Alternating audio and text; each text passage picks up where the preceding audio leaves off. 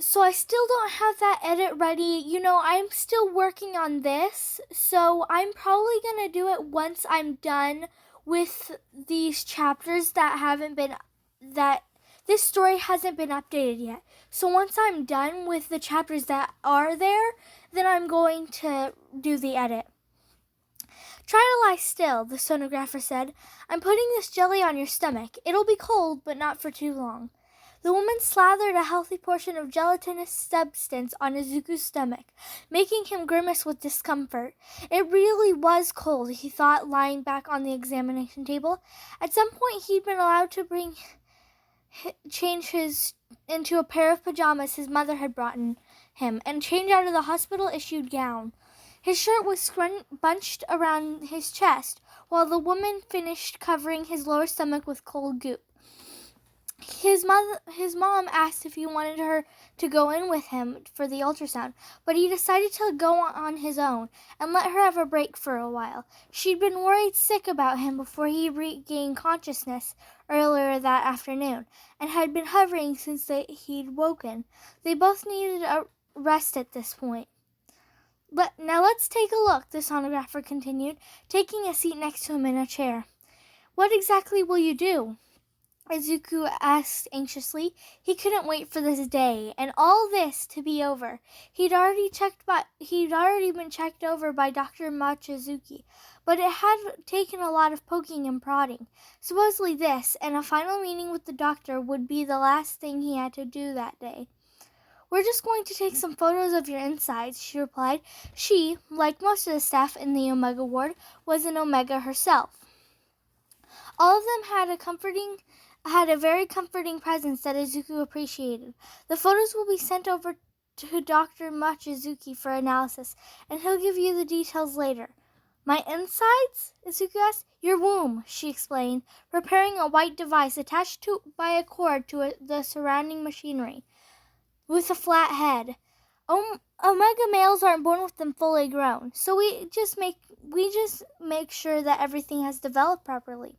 She placed the flat head device onto his stomach and started moving it around slowly. The movement tickled, and Izuku tried his best not to laugh. On the large screen in the room was a black and white, slightly fuzzy image. As the sonographer moved the device across his stomach, the picture began to change as well, following its movements. There it is, she said, pointing to the screen. See, that's it. Izuku looked at the screen, starting to see what she was talking about, but it all looked like a weird mess of gray to him. He felt awkward looking at the foreign image on the screen, trying to see what she was talking about. Finally, he started to see it, and felt knots forming in his stomach. It was weird to be looking at a body part he hadn't even been aware it existed until hours before. Does it work? He asked awkwardly. I mean, does it, Are you asking if you're fertile? She asked bluntly. The directness of the statement made Izuku turn beet red with embarrassment. Well, that's what all these tests are for, I guess. The doctor will be able to tell you better than I can. But it looks pretty normal, at least.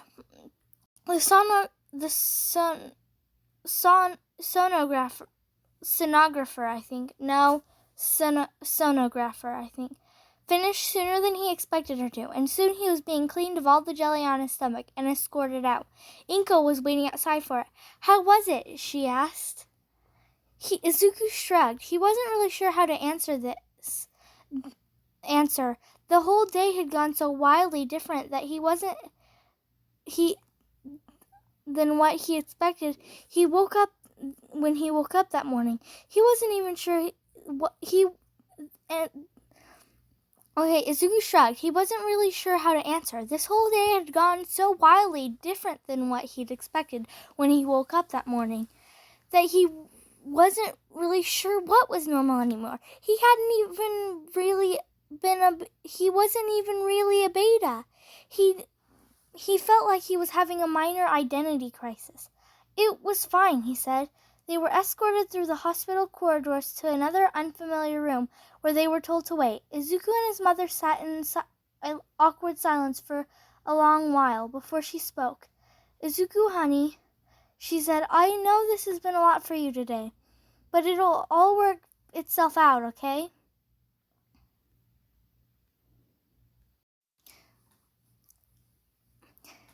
Thanks, Mom, he mumbled. He knew she was probably right, but in the meantime, he felt it felt a bit much.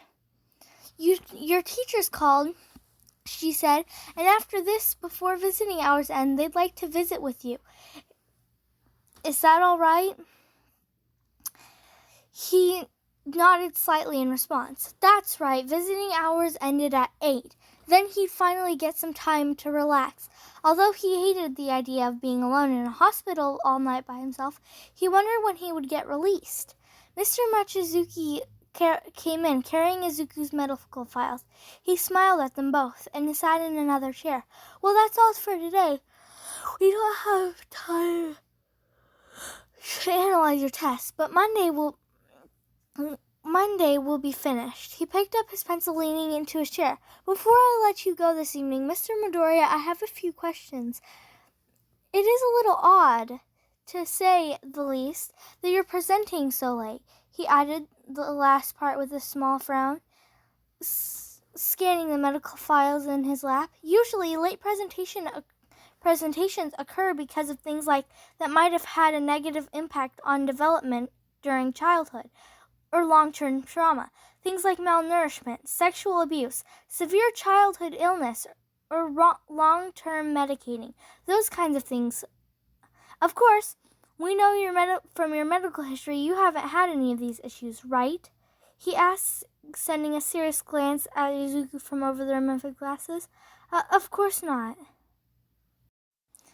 The doctor visibly relaxed. Forgive me if my question seems intrusive. I only ask out of concern, and you never felt any pre-presentation signs during your tweens or teens. No unexplainable cramping, nothing? Not that I know of, he said, shaking his head. The severity of your initial presentation was quite shocking, Dr. Mochizuki explained. Normally, presenting omegas don't collapse on the floors and lose consciousness, you see. These are normally signs of a late presentation being preceded by an extremely rapid development of omega reproductive parts. The doctor scribbled some notes in Izuku's file before closing it. Well, it's not entirely heard of, he said. Maybe the data from your medical exams will shine light on the matter. Now, do you have any questions for me? Yeah, Izuku said, shifting uncomfortably. What time do I get home? The doctor sat up in his chair and let out a hearty laugh. Mr. Midoriya, you won't be leaving the hospital tomorrow. You'll be in heat by then. Izuku blinked, processing the doctor's words in his head. Heat? He muttered. You must know what omega heat is at this point, right? The doctor asked, a hint of concern in his voice. Of course Izuku knew what heat was. Kind of. He'd heard of it at least. He knew every month Kaminari disappeared from class for a few days and left the dorms to stay with his parents. He just wasn't very informed about the details. I've heard of it, he said. It's never something I've had to think much about before. The doctor cleared his throat while adjusting his glasses. Every month, he said, an omega has their fertile period and goes into heat. It's normally around 3 or 4 days. Unlike beta females, this is the only time in which an omega can be impregnated. Izuku nodded. His face felt like he was on fire, and he thought he might faint a second time that day at the words fertile period and impregnated. Unfortunately, the doctor continued, he comes with some very intense urges, you could say.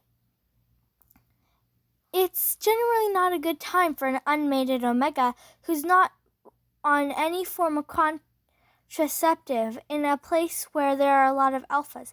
The sending of an omega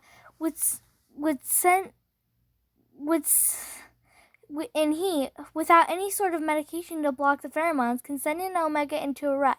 Are you aware of what that is, Mr. Midoriya? Izuku wished he could pass out again. Like Keats, he was only partially aware of what a rut was, but he could put two of into together enough to guess. Kind of, he said weakly to the doctor, feeling his stomach churn again. Since it's your first heat, we'd like you to stay here until it passes, Dr. Machizuki explained. So just so we can keep an eye on things. Don't worry, it's standard procedure for newly presented omegas. In the meantime, here's some reading material for you for the next few days. He produced a book he carried in with Izuku's medical file and handed it to him. Izuku took it, warily scanning the cover.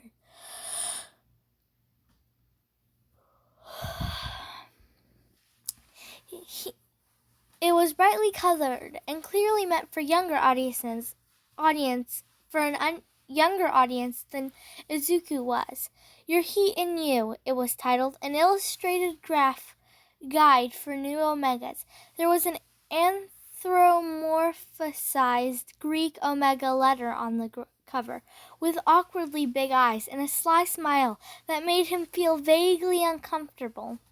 Mr. Machizuki ended their meeting quickly after that, and him and his mom were wandering back to his room. There were a lot of newly presented omegas in the wing, coming in and out of examination rooms, hanging out in their own rooms, or walking around the corridors. Izuku tried to ignore how much taller and older the rest than he, and he ignore how he was much taller and older than the rest of them. He felt really out of place. Once they made it back to his room, he settled back into his bed. A nurse came in with his dinner.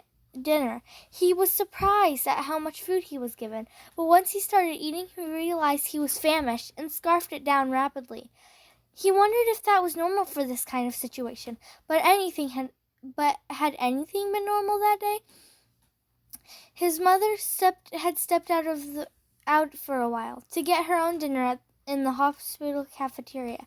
Now she returned. Izuku, honey, she paused in the doorway. Your visitors are here. Is it all right if they come in? He glanced at the clock set on the wall. 7:30 p.m. Not much time left to talk before the visiting hours were over. Sure, he said with a weak smile in return. Sorry guys, I'm pausing so much. It's from me needing to yawn. She entered with All Might and Aizawa-sensei following her. For some reason, he felt relief wash over him when they entered. All Might, Aizawa-sensei, he said. Young Midoriya, All Might said. How are you feeling? A bit better than before, thanks, he said. Both teachers took their seats on the chairs next to his hospital bed, while his mother busied herself with talking to the nurse who'd come in to clear away his dinner tray. That was an unexpected turn of events at the school today, Aizawa said. The class is pretty worried about you. Izuku's stomach suddenly turned again at the thought of what his classmates must be thinking now. After what happened with the recovery girl being their school nurse, it wasn't every day that someone on campus was in bad enough shape to require hospitalization. What were they all going to say when he got back? Oh man, he could just hear Kachan already. I knew it! He could hear Kachan's voice in his head. I knew you'd turn out to be an Omega, you stupid Deku. Does the class, he stuttered. No other students are aware of the specifics in relation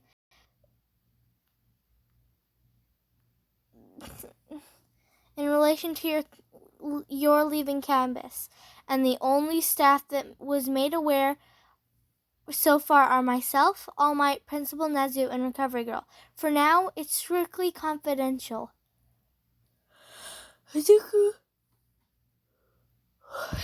breathed a sigh of relief, relaxing his shoulders a bit. Izuku breathed a sigh of relief, relaxing his shoulders a bit.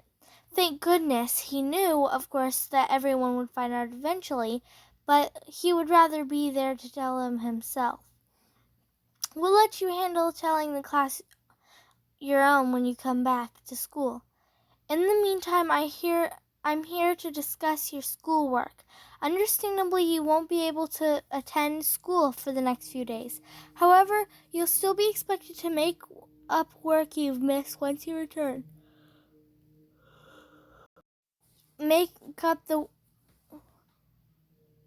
However, you'll still be expected to make up the work you've missed once you return, as well as the quiz you missed today. Understood, Izuku said. Aizawa sighed. Never a dull day with you in class, Midoriya. That's for sure, he said, turning to he stood, turning to Inko. Miss Midoriya, a word in private, please. They left the room, closing the door behind them. Izuku alone with All Might. Only now had Izuku noticed how unusually quiet his mentor had been. He'd hardly spoken a word before. What if All Might was disappointed in him? What if he was disappointed that Izuku had presented as an Omega?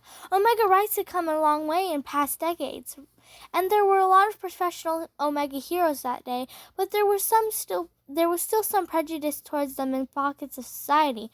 But All Might didn't seem like that kind of person, so why was he so quiet? Was there something about an Omega that would conflict his ability to use One for All? All Might, he said, are you okay? All Might looked a bit solemn. Young Midoriya, he said in his serious tone, I fear I haven't been entirely honest with you, and now I may have caused you some unnecessary and unexpected hardship. He straightened up. You see, young Midoriya, I am also an Omega. Izuku's eyes nearly popped right out of his head. What? It's true. It's true, All Might said proudly. Izuku's mind raced a mile a minute. He tried to grasp his new information. That can't be, he muttered, holding a hand to his lips. How could I not have known something as basic as that? Come to think of it, there hasn't been any official reports regarding All Might's presentation. Mostly just speculation. But surely that's something that would have been found out rather easily. How could I have not have... Midoriya! Sorry, he said, his attention quickly returning to reality. But how could you be? Well, it was a different time when I was giving the powers of One for All. All Might explained, rubbing the back of his head sheepishly. People thought about presentation role more seriously then. What's more, Omegas are still a minority compared to alphas and betas. I worried a villain might be able to find out my real identity if they knew I was an Omega, so I always took medication to block my scent. He waved his hand in front of him as to brush away the topic entirely. But more importantly, he continued, there was something I never told you when I passed One for All on to you. Every wielder of One for All has been an Omega.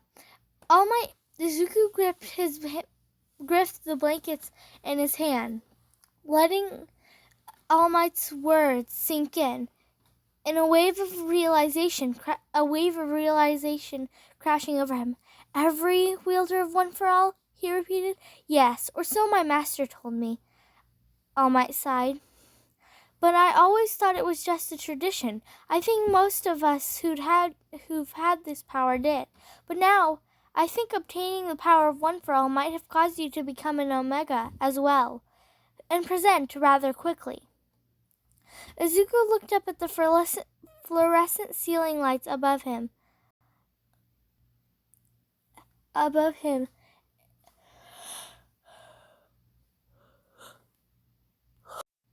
Guys, this is really hard on me.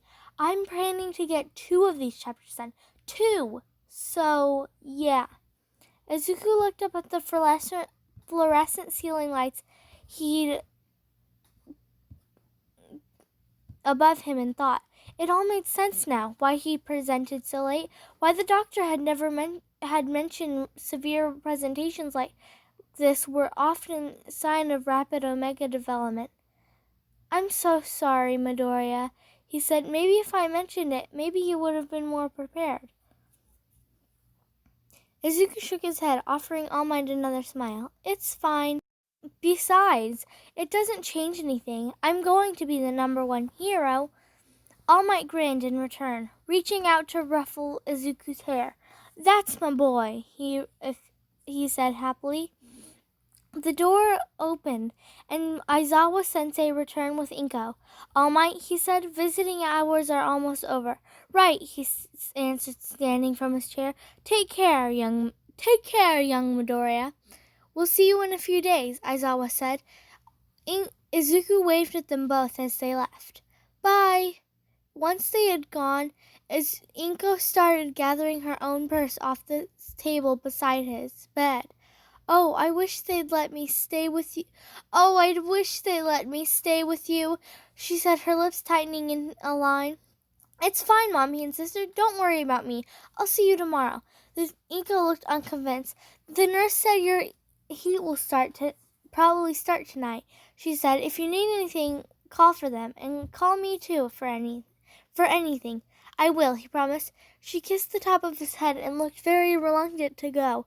"Okay, I'm going now." Her voice, "Okay, I'm going now." Her voice wobbling like she might cry. I'll see you tomorrow." Good night," he said as she left, closing the door behind her. She sighed as soon as it clicked. He sighed as soon as it clicked shut, flopping back onto the mattress of the hospital bed. He checked his phone for the first time since he'd woken up that afternoon. Dozens of notifications littered the screen, all from classmates wishing him well and wishing him a speedy recovery. One by one he went through them, letting him all know that he was fine, and thanking them for their concern. Uraraka messaged him back quickly, wanting to know more about what happened, but he lied, telling her it was just the flu. That would probably buy him a few days, without having to elaborate further, probably. Todoroki also messaged him back quickly. "Are you sure you're all right?" he asked. "You don't need anything?" Izuku felt a strange fluttering feeling in his chest. "Really, I'm fine. Besides, visiting hours are over." He was surprised when, less than a minute later, the phone buzzed with Todoroki's response. "I see," he said.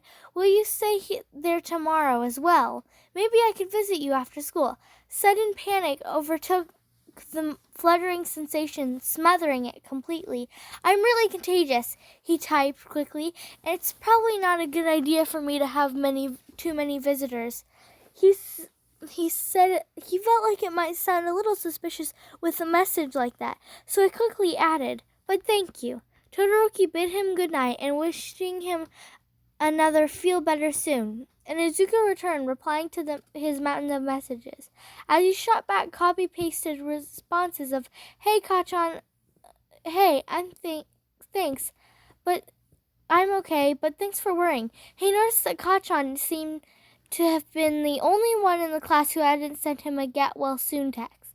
It was nothing, really, he thought. Kachan wasn't really that type of person anyway, and they hadn't been close for years, so it made sense that he wouldn't text Izuku as if they were friends, but it still left an odd feeling in the pit of his stomach, a gaping empty feeling that made him turn off his phone altogether.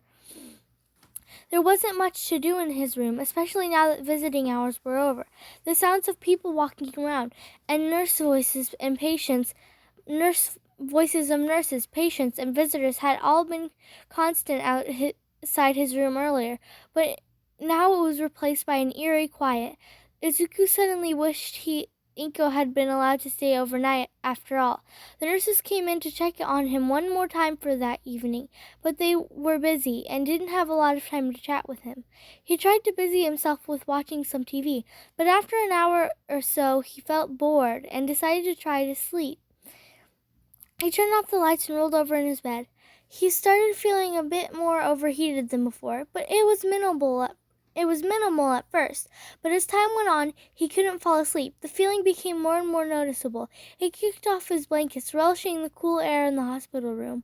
He started to feel uncomfortable now, and noticed a familiar wet sensation in his pants. He flicked on his lights, grabbing Your Heat and You from where he had abandoned it on the bedside. He flipped through a few pages, suddenly regretting the time he'd spent watching television instead of reading it. On page 15, the anthropomorphized omega letter gestured to a rather intricate diagram of the omega male reproductive system. Male omegas produce an anal discharge, similar to vaginal discharge produced by females. It said during heat, an omega produces an excess of discharge in preparation. No, he'd had enough, he thought, quickly snapping his book shut. He put it back on the table and curled up on his side, trying to ignore the discomfort building within him. He would deal with it in the morning, but right now he just wanted to sleep. Friday's morning came, and Shoto was still thinking about Midoriya. That morning he'd gotten up early to go run around UA's campus, feeling uncharacteristically anxious. He'd hoped running would help him relieve some of the stress he'd felt building within him, but it wasn't helping at all. Instead of focusing solely on his feet moving against the pavement, his mind was preoccupied with the thoughts of the missing beta boy. He wished he'd been able to stop by the hospital and visit Midoriya the night before, or he could visit him that night.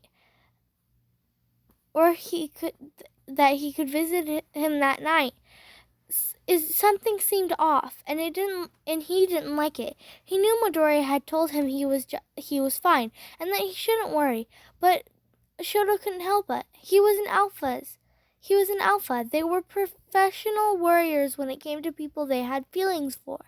Maybe he should check in with him again. Was that needy? He didn't want to make it seem like he was hovering. He stopped running, contemplating it for a moment, before reaching for his phone. He was going to do it. "Good morning," he said. "How are you feeling this morning?" He noticed he had missed a message from Fayumi while he was on his run. "Dad said you've been ignoring his email," she said. "Please get back to him, Shoto. He won't stop talking about it."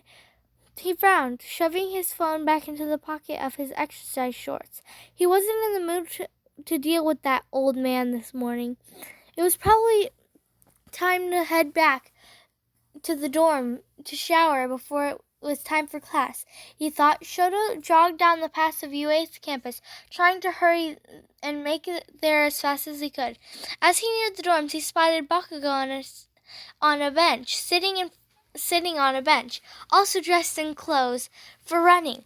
He appeared to be taking a breath, resting his elbows on his knees.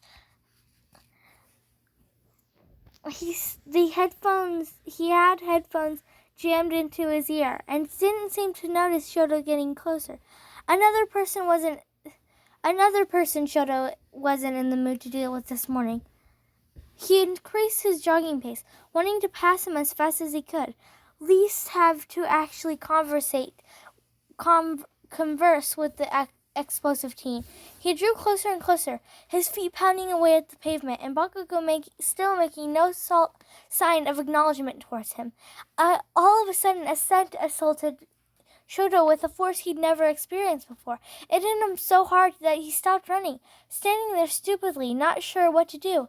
He gasped, taking a step back to keep himself steady.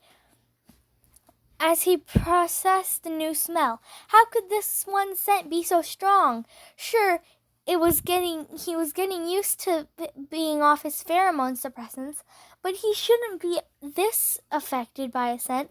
The one thing he knew for sure, though, it was the most amazing scent he'd ever smelled in his entire young life.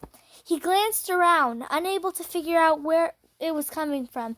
There was no one else. The only ones there were he and Bakugo. Bakugo seemed to jerk suddenly, his head snapping out in awareness. He jerked his headphones out of his ears, quickly getting to his feet. "Holy fuck," he said disbelievingly. He wasn't even looking at Shoto yet. "I can't fucking believe it. It's really you. I knew it would, but..." He turned to a Shoto, a mix of shock and elation, a far cry from the usual hard expression Shoto was used to seeing with him. The softer expression melted away quickly, though, when he saw Shoto standing there. An awkward long silence passed between them.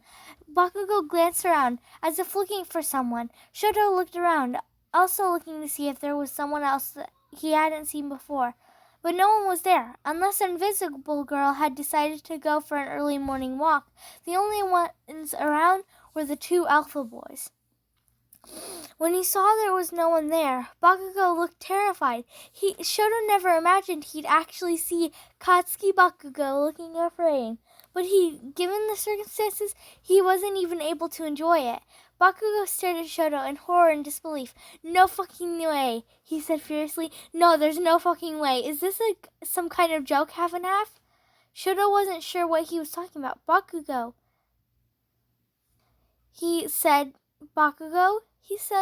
taking a step forward. "Stay the fuck away from me," Bakugo roared, stepping back a few feet. Just stay back. This is some kind of mistake. There's no fucking way you're my soulmate." Soulmate? Reality hit Shoto like a truck. He felt vague anxiousness building within him with every passing second, and his breath was starting to get away from him. Of course, that's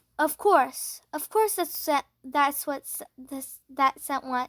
It was a soulmate scent. Shoto had never smelled anything like that before. It made sense, since there was the only one person who would smell like that. But how? How could this be? He'd just seen Bakugo yesterday. How had he not smelled the scent before? "Just stay the fuck away from me," Bakugo said again. "You hear me?" He watched Bakugo's back disappear as the other boy ran away from him, soon disappearing from view around the side of the dorm. Shoto was still stood in shock, still completely unsure of what to do. His head was spinning, and his thoughts were starting to put him in a panic. Really, Katsuki Bakugo? That was his soulmate? But how? They were both alphas. Guys, I'm sorry I can't finish this tonight. There will be a part 2 of chapter 3. Bye.